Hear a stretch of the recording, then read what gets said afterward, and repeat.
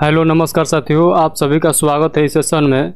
जैसे कि मैं आप सबको बतला देना चाहता हूं कि जो student RPF SI and constable का तैयारी कर रहे हैं, तो ये आज का सेशन उन्हीं लोग के लिए है। तो देखिए, आरडब्ल्यूए की तरफ से एक स्पेशल बुक निकाला गया है जो आरपीएफ एसआई एंड कांस्टेबल का है। तो हम उस बुक को कंप्लीट रिवीजन करने वाले हैं, तो आप लोग इस सेशन से जुड़ जाइए जो लोग आरपीएफ का तैयारी कर रहे हैं। तो देखिए, मैं इसका बुक का थोड़ा बहुत रिव्यू दिखाता हूं आप लोगों को। तो देखिए, जो ये वाला बुक है जो आरडब्ल्यूए द्वारा यानी अंकित सर जो ये बुक लॉन्च किया, स्पेशल बुक है जो आरपीएफ के लिए है स्पेशल बुक। तो इसको हम लोग पूरा कंप्लीट करने वाले हैं जीएस पोर्शन को। तो आप लोग स्टेप बाय स्टेप वीडियो को देखिएगा बिना स्किप किए हुए।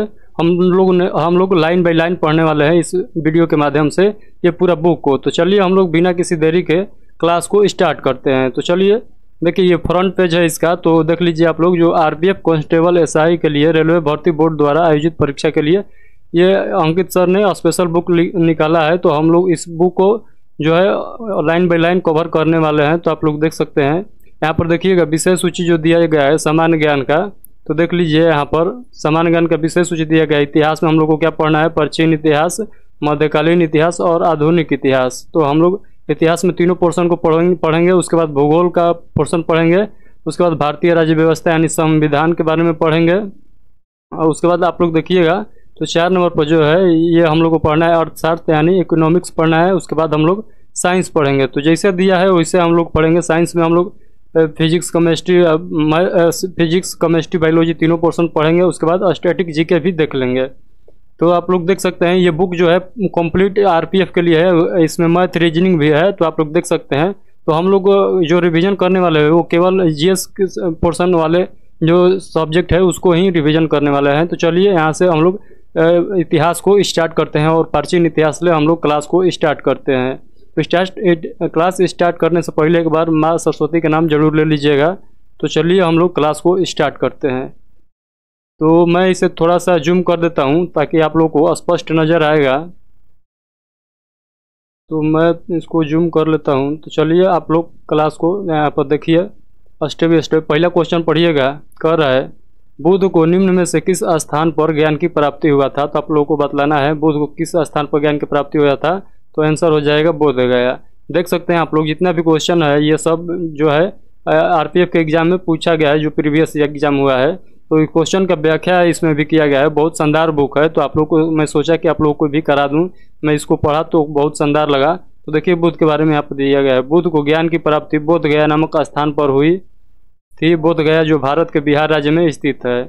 अगला पॉइंट देखिएगा, बुध को गौतम बुद्ध के नाम से जाना जाता है। इन्होंने बौद्ध धर्म की स्थापना की थी। बोध गया में ज्ञान की प्राप्ति के बाद बुद्ध ने अपना उपदेश, जो पहला उपदेश दिया था, सारनाथ में दिया था। इस घटना को महाचक्र प्रवर्तन के नाम से जाना जाता है। तो ये पॉइंट भी आप लोग याद संग संग करते चलिएगा। अगला पॉइंट पढ़िएगा। कर रहा है, गौतम बुद्ध का जन्म जो हुआ था 363 ईसा पूर्व में लुम्बिनी यानी कपिल वस्तु नेपाल में हुआ था। तो आप लोगों को ये बात भी याद रखना है। और गौतम बुद्ध की जो मृत्यु हुआ था 483 ईसा पूर्व में इनका कुशीनगर यानी उत्तर प्रदेश में इनका मृत्यु हुआ था। तो आप लोग जानते हैं इनके मृत्यु को हम लोग क्या कहते हैं? तो आप लोग याद रखिएगा, महापरिनिर्वाण कहते हैं। इनके मृत्यु को महापरिनिर्वाण के नाम से जाना जाता है। तो यहाँ पर देखें कि जैसे ही क्वेश्चन महात्मा बुद्ध से रिलेटेड क्वेश्चन आया तो उसके सारे फैक्ट को यहाँ लिखा दिया गया है। तो यही हमको बहुत अच्छा लगा, इसीलिए सोचा कि आप लोगों को स्टेप बाय स्टेप पूरा क्लास को करा दूँ। चलिए अगला क्वेश्चन देखिएगा। 2 नंबर क्वेश्चन है। कर रहा है, निम्न में से किसे शल्य चिकित्सा के जनक के रूप में जाना जाता है? तो आप लोगों को बतलाना है निम्न में से किसे जो है शल्य चिकित्सा के रूप में जाना जाता है। तो इस क्वेश्चन का राइट आंसर आप लोग क्या बतलाइएगा? तो इस क्वेश्चन का राइट आंसर आप लोग बतलाइएगा सुश्रुत को। इस क्वेश्चन का right answer option number C हो जाएगा। तो चलिए इसका हम लोग व्याख्या देख लेते हैं। व्याख्या में देखिए, कर है, शल्य चिकित्सा के जनक के रूप में सुश्रुत को जाना जाता है। तो आप लोग इसे भी याद रखिएगा। अगला कर है पॉइंट, आप लोग पढ़िएगा। कर है, सुश्रुत सहिंसा का प्रेरणा माना जाता है। सुश्रुत के आचार्य धनवंती थे और सुश्रुत ने शल्य चिकित्सा के साथ साथ आयुर्वेद के क्षेत्र में भी काम किया था। तो ये पॉइंट को भी आप लोग को याद रखना है। प्राचीन काल के सबसे महान शल्य चिकित्सकों को सुश्रुत का विशेष स्थान था। तो आप लोग ये पॉइंट को भी याद रखिएगा। अगला पॉइंट है चरक ये आयुर्वेद के क्षेत्र से संबंधित है। चरक ने आयुर्वेद का एक प्रसिद्ध ग्रंथ जो चरक संहिता लिखा था, तो आप लोग इसे भी याद रखिएगा। अगला क्वेश्चन पढ़िएगा, क्वेश्चन नंबर 3 है, कर है बौद्ध धर्म में अभय मुद्रा का क्या अर्थ है। तो आप लोग को बतलाना है बौद्ध धर्म में अभय मुद्रा का क्या अर्थ है। तो इस क्वेश्चन का राइट आंसर आप लोग बतलाइएगा क्या हो जाएगा। तो चलिए हम लोग इस क्वेश्चन का राइट आंसर इधर देख लेते हैं।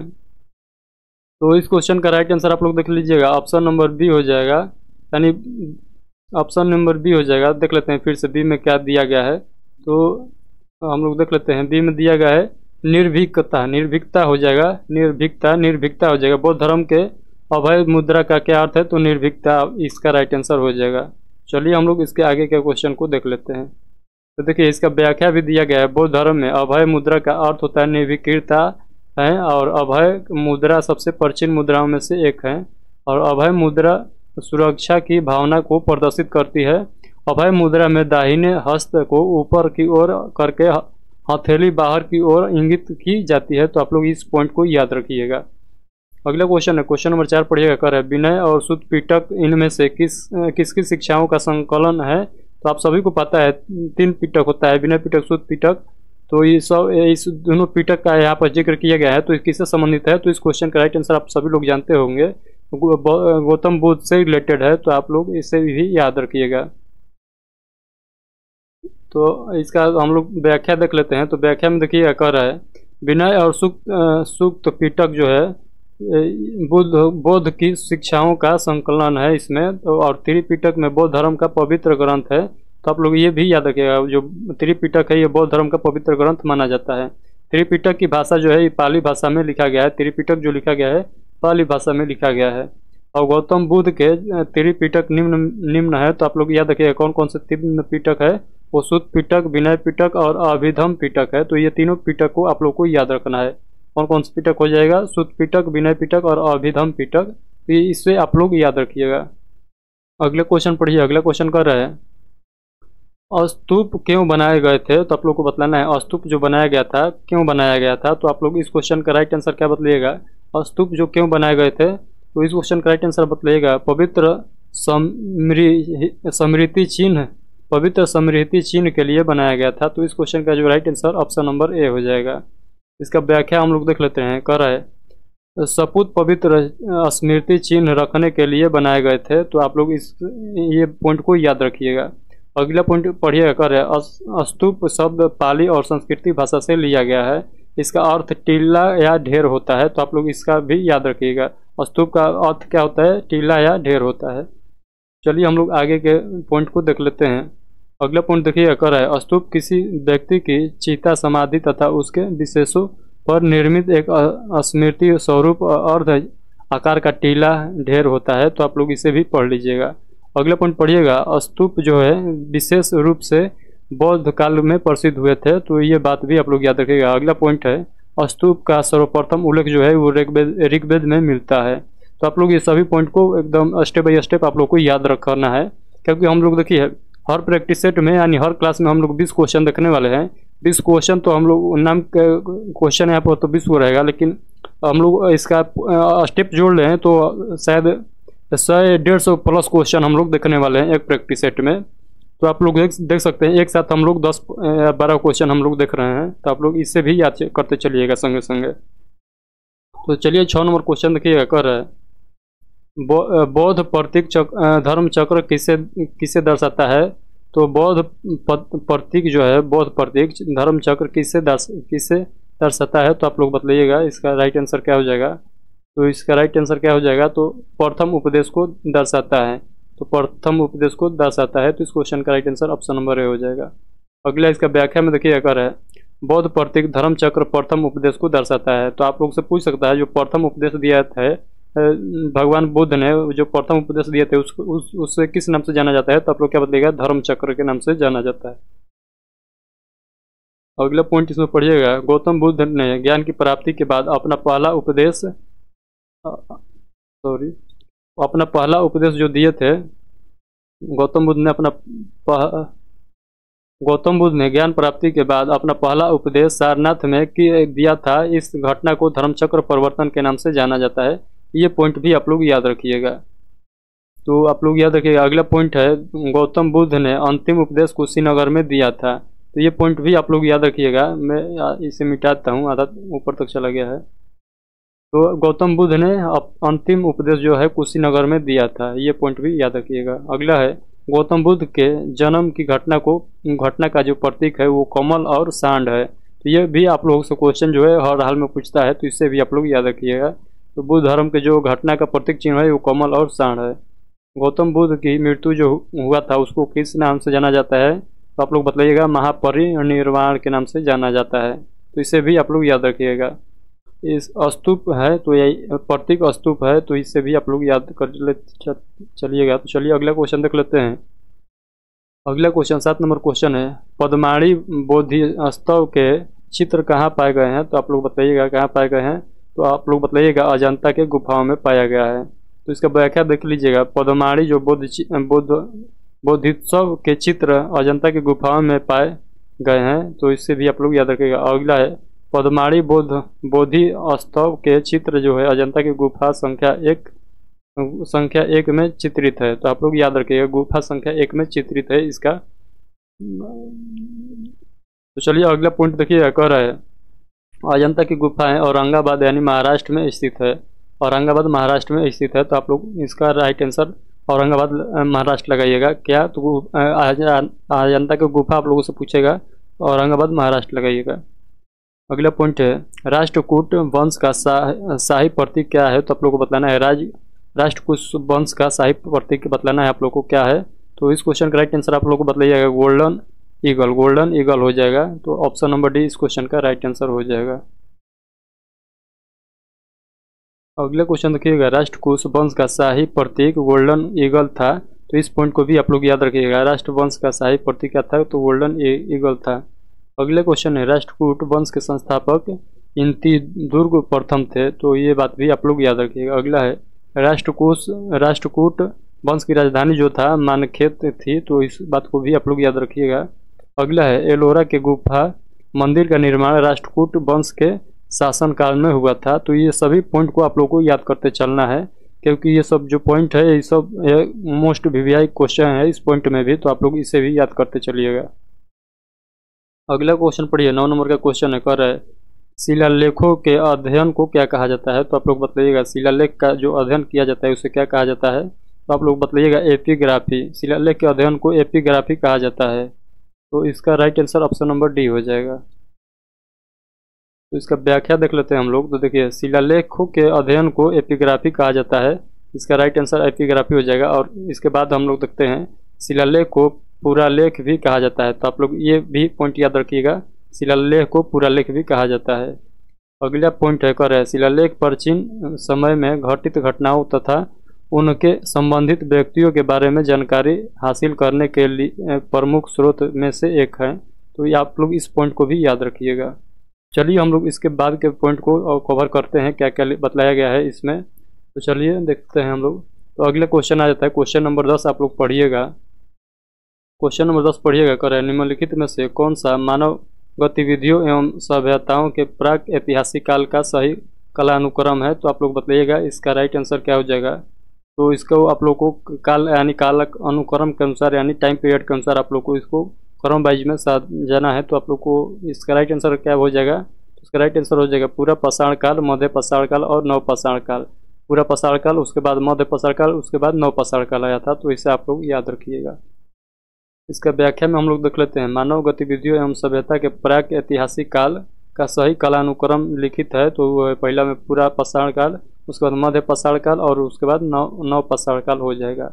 अगला पॉइंट देखिएगा। प्राक ऐतिहासिक काल को पाषाण काल के नाम से भी जाना जाता है। तो ये पॉइंट भी आप लोग याद रखिएगा। अगला क्वेश्चन पढ़िएगा। अगला क्वेश्चन नंबर 11 कर रहा है हड़प्पा सभ्यता की मुहरों पर निम्नलिखित में से कौन सा पशु अक्सर देखा जाता था? तो आप लोग को बतलाना है हड़प्पा सभ्यता के मुहरों पर कौन सा पशु का अक्सर देखा जाता था। तो आप लोग को बतलाना है वो कौन हो जाएगा। तो आप सभी को पता होगा वो कुंड वाला बैल हो जाएगा। तो इसका right answer option number A हो जाएगा, यानी बैल हो जाएगा। व्याख्या में हम लोग देख लेते हैं। कह रहा है हड़प्पा सभ्यता के मुहरों पर बैल पशु अक्सर देखा जाता था। ये तो क्वेश्चन का आंसर हो गया। इसके बाद के पॉइंट को हम लोग कवर करते हैं। कर रहा है हड़प्पा सभ्यता के मोहरों पर बैल के अतिरिक्त बाघ, गैंडा, हाथी, बकरी, हिरण तथा भेड़ आदि पशुओं के चित्र भी देखे जाते हैं। तो ये आप लोग को याद रखना है। अगले पॉइंट है हड़प्पा सभ्यता के मुहरों का आकार जो था वो त्रिभुजाकार, आयताकार, वृत्ताकार, वर्गाकार था। तो आप लोग ये बात भी याद रखिएगा। तो जो हड़प्पा सभ्यता के मुहरों बना हुआ था वो त्रिभुजाकार में भी बना हुआ था, आयताकार में भी बना हुआ था, वृत्ताकार में भी बना हुआ था और वर्गाकार में भी बना हुआ था। तो आप लोग इसे भी नोट डाउन कर लीजिएगा। अगले क्वेश्चन नंबर 12 पढ़िएगा। कह रहा है भारतीय नेपोलियन निम्नलिखित में से किसको कहा जाता है? तो भारतीय नेपोलियन के नाम से किसे जाना जाता है? तो आप सभी को पता होगा, समुद्रगुप्त को भारतीय नेपोलियन के नाम से भी जाना जाता है।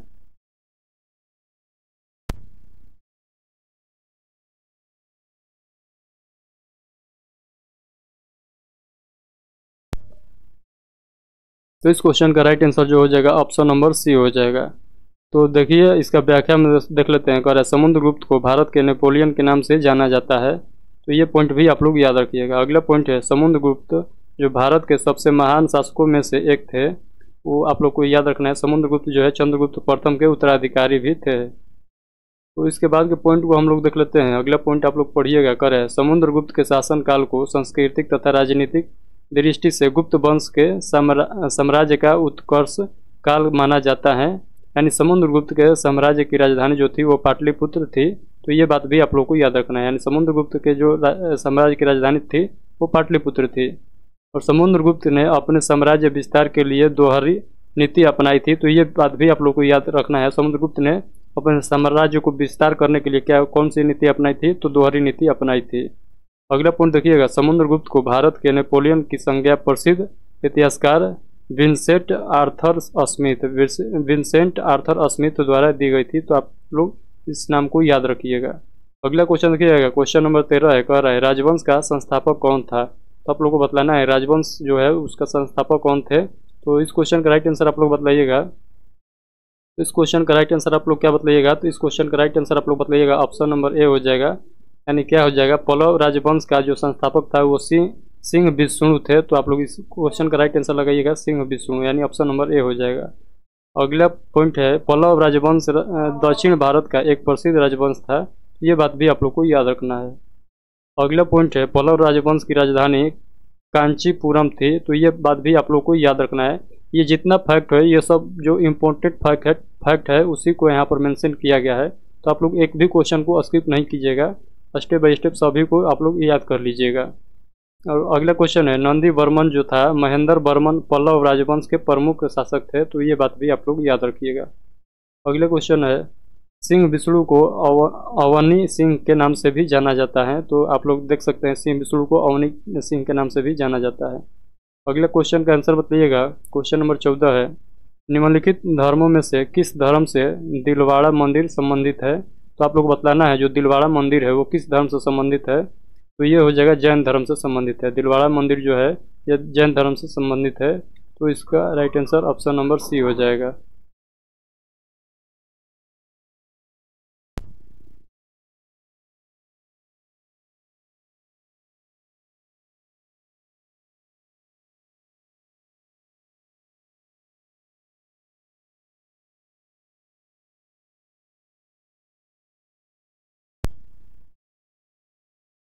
तो इसका राइट आंसर जो हो जाएगा ऑप्शन नंबर सी हो जाएगा। तो चलिए इसका व्याख्या हम लोग देख लेते हैं।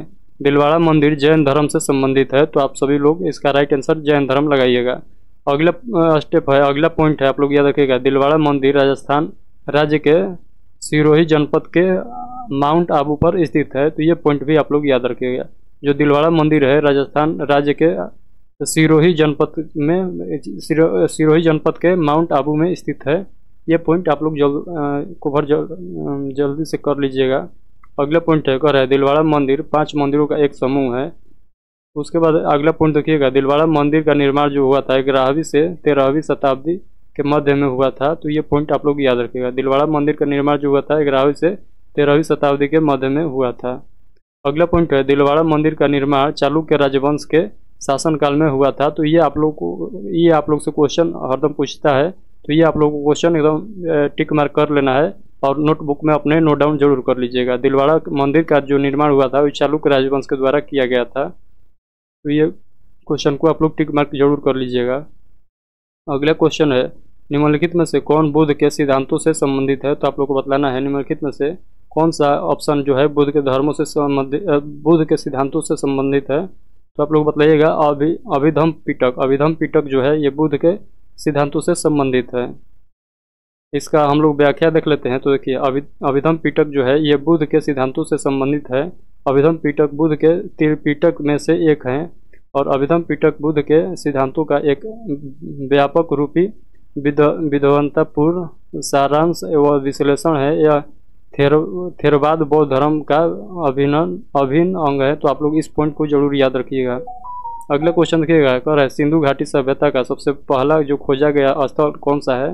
तो आप सभी को बतलाइएगा क्या हो जाएगा। सिंधु घाटी सभ्यता का जो सबसे पहला खोजा गया स्थल है वो कौन सा है? तो आप लोग बताइएगा हड़प्पा स्थल है। हड़प्पा स्थल सबसे पहले खोजा गया है, इसी के कारण हम लोग सिंधु घाटी सभ्यता को हड़प्पा सभ्यता भी कहते हैं। इसका व्याख्या देख लीजिए। कह रहा है सिंधु घाटी सभ्यता का सबसे पहला खोजा गया स्थल जो है वो हड़प्पा है और हड़प्पा स्थल की खोजकर्ता जो है खोज हुआ था वर्ष 1921 में हुआ था और इसका दयाराम साहनी के द्वारा इसका खुदाई हुआ था। तो आप लोग ये पॉइंट को भी याद रखिएगा। अगला क्वेश्चन हम लोग देख लेते हैं। अगला क्वेश्चन देख लीजिएगा, इसमें पॉइंट दो चार वो है, आप लोग याद करिएगा। तो देखिए हड़प्पा स्थल जो रावी नदी के तट पर स्थित है। तो आप लोग जानते हैं जो हड़प्पा का जो लोकेशन है ये रावी नदी के तट पर स्थित है। तो आप लोग ये बात भी याद रखिएगा। और मोहनजोदड़ो को हम लोग देख लेते हैं। इसका शाब्दिक अर्थ होता है मृतकों का टीला। तो इससे भी आप लोग याद रखिएगा। मोहनजोदड़ो का शाब्दिक अर्थ जो होता है मृतकों का टीला होता है। तो मोहनजोदड़ो स्थल की खोज वर्ष 1922 ईस्वी में राखलदास बनर्जी ने किया था। तो देखिए हड़प्पा की सभ्यता के खोज किए थे कौन? तो आप लोग बतलाइएगा कौन किए थे। तो अभी हम लोगों ने देखा है उधर तो ध्यान नहीं चल रहा है। दयाराम साहनी किए थे, दयाराम साहनी। तो यहाँ पर राखलदास बनर्जी ने किया था मोहनजोदड़ो की यहाँ पर खोज। तो अगले देख लीजिएगा, मोहनजोदड़ो स्थल सिंधु नदी के तट पर स्थित है। तो ये बात भी आप लोग याद रखिएगा। लोथल को देख लेते हैं। लोथल जो स्थल की खोज है वो वर्ष 1954 ईस्वी में डॉक्टर AR राव के द्वारा की गई थी। तो ये बात को भी आप लोग याद रखिएगा। अगला पॉइंट है, लोथल सिंधु घाटी सभ्यता का महत्वपूर्ण बंदरगाह था। तो आप लोग ये याद रखिएगा, जो लोथल था ये सिंधु घाटी सभ्यता का महत्वपूर्ण बंदरगाह था। लोथल स्थल जो भोगवा नदी के तट पर स्थित है और इसका लोकेशन जो है वो भोगवा नदी के तट पर स्थित है। और कालीबंगन का जो स्थल की खोज किया गया था वो किसके द्वारा किया गया था? तो ये किया गया था अमलनंद घोष के द्वारा किया गया था। और अगला पॉइंट है, कालीबंग के स्थल की खोज उत्खनन का श्रेय किसको जाता है? तो BK थापर को तथा BV लाल को जाता है। तो जो कालीबंग की खोज किए थे वो दो व्यक्ति थे, थापर और लाल। ये आप लोग याद रखिएगा। और अगला पॉइंट है, कालीबंगन जो घगर नदी के तट पर स्थित है। तो आप लोग ये बात भी याद रखिएगा, जो कालीबंगन है ये घगर नदी के तट पर स्थित है। अगला क्वेश्चन देखिएगा, क्वेश्चन नंबर 17 है। कर है प्रसिद्ध उत्तरामेर शिलालेख किस राजवंश से संबंधित है? तो आप लोग बताइए कि किस राजवंश से संबंधित है। यह है चोल वंश से संबंधित। तो इसका right answer option number B हो जाएगा। प्रसिद्ध उत्तरामेर शिलालेख जो है चोल राजवंश से संबंधित है। तो ये पॉइंट को आप लोग याद रखिएगा। चोल राजवंश की जो दक्षिण भारत का एक प्रमुख राजवंश था। इस अभिलेख के मध्य में चोल कालीन ग्राम्य प्रशासन तथा कर व्यवस्था की जानकारी प्राप्त होती थी। तो आप लोग इस बात को याद रखिएगा।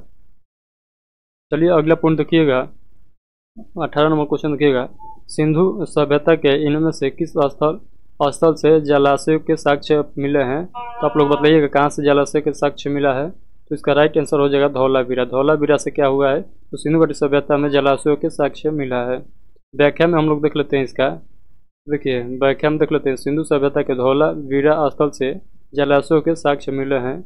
और धौलावीरा स्थल जो है गुजरात राज्य में स्थित है। तो इसका लोकेशन भी आप लोग याद रखिएगा। धौलावीरा का जो लोकेशन है ये गुजरात में स्थित है। धौलावीरा स्थल की खोज वर्ष 1967 से 68 ईस्वी में किया गया था। किसके द्वारा? तो JP जोशी के द्वारा किया गया था। और कालीबंगा जो है स्थल है, इस स्थल से जुते हुए खेत के साक्ष्य मिले हैं। ये बात भी आप लोग नोट डाउन कर लीजिएगा। अगला क्वेश्चन है, यह स्थल राजस्थान राज्य में स्थित है, यानी कालीबंग जो है ये राजस्थान में स्थित है। तो ये इसका लोकेशन आप लोग जरूर याद रखिएगा। कोटदीजी जो है, कोटदीजी इस स्थल को कांसे की चपटे फलक वाली कुल्हाड़ी के साक्ष्य मिले हैं। यह स्थल पाकिस्तान देश के सिंध राज्य में स्थित है। तो आप लोग इसका लोकेशन भी याद रखिएगा। अगला है लोथल जो है, लोथल इस स्थल से 3 युगल समाधियों के साक्ष्य मिले हैं। यह स्थल जो है गुजरात राज्य में स्थित है। तो आप लोग याद रखिएगा। अगला है मोहनजोदड़ो। मोहनजोदड़ो का नाम जो है मोहनजोदड़ो का नाम का अर्थ किस भाषा में मुर्दों का टीला होता है। तो आप लोगों को बतलाना है। जो जोदड़ो का मुर्दों का टीला कहा जाता है वो किस भाषा में कहा जाता है। तो इसका राइट आंसर आप लोग बतलाइएगा क्या हो जाएगा। तो इसका राइट आंसर आप लोग बतलाइएगा क्या हो जाएगा। तो इसका राइट आंसर जो हो जाएगा मोहनजोदड़ो का अर्थ जो होता है सिंधी भाषा में मुर्दों का टीला। तो ये क्वेश्चन का राइट आंसर ऑप्शन नंबर आप लोग डी याद रखिएगा। मोहनजोदड़ो को सिंधु घाटी सभ्यता का सबसे बड़ा स्थल माना जाता है और वर्तमान में मोहनजोदड़ो की स्थिति जो है पाकिस्तान के सिंध राज्य में स्थित है। और मोहनजोदड़ो से विशाल स्नानागार के अवशेष मिले हैं और मोहनजोदड़ो सिंधु नदी के तट पर स्थित है। तो आप लोग मोहनजोदड़ो को यहाँ पर पूरा आप लोग देख लीजिएगा। इसका लोकेशन यहाँ से क्या चीज़ प्राप्त हुआ है, किस चीज़ का साक्ष्य मिला है। तो आप सब भी लोग देख लीजिएगा। चलिए आज का प्रैक्टिस सेट का हम लोग लास्ट क्वेश्चन देखते हैं। इसके बाद हम लोग सेकंड नंबर प्रैक्टिस सेट में हम लोग 20 से 40 तक क्वेश्चन को देखेंगे। उसी प्रकार हम लोग का जो क्लास चलेगा ये शायद 20 से 30 दिन में ख़त्म हो जाएगा। तो आप लोग वीडियो को आप लोग जो है क्वेश्चन को स्टेप बाय स्टेप पढ़िएगा। तो चलिए पढ़िए। अगले क्वेश्चन का है प्राचीन काल में अवध को किस नाम से जाना जाता था। तो आप लोग को बतलाना है प्राचीन काल में अवध को किस नाम से जाना जाता था। तो आप सभी को पता है कौशल या कौशल के नाम से जाना जाता था। तो इसका right answer option number A हो जाएगा। अगला क्वेश्चन है इसका व्याख्या पहले देख लेते हैं। प्राचीन काल में अवध को कौशल नाम से जाना जाता था। तो आप लोग ये बात को याद रखिएगा। प्राचीन भारत में 6वीं शताब्दी में 16 महाजनपद का उदय हुआ था और कौशल जो है इन्हीं 16 महाजनपदों में से एक था। और कौशल जो है महाजनपद की राजधानी क्या थी। तो श्रावस्ती थी। तो आप लोग ये बात को याद रखिएगा। तो आज के लिए हम लोग इतना ही रखते हैं। और आप लोग जो अभी जुड़े हैं या शुरू से नहीं जुड़े थे उनको मैं बतला देता हूँ। ये जो है RWA के जो RPF SI एंड कांस्टेबल का बुक है उसको हम लोग लाइन बाय लाइन पढ़ने वाले हैं, जो GS वाले पोर्शन है। तो आप लोग इस बुक को पूरा लाइन बाय लाइन पढ़ना चाहते हैं तो चैनल पर एक्टिव हो जाइए और सब्सक्राइब भी कर लीजिएगा।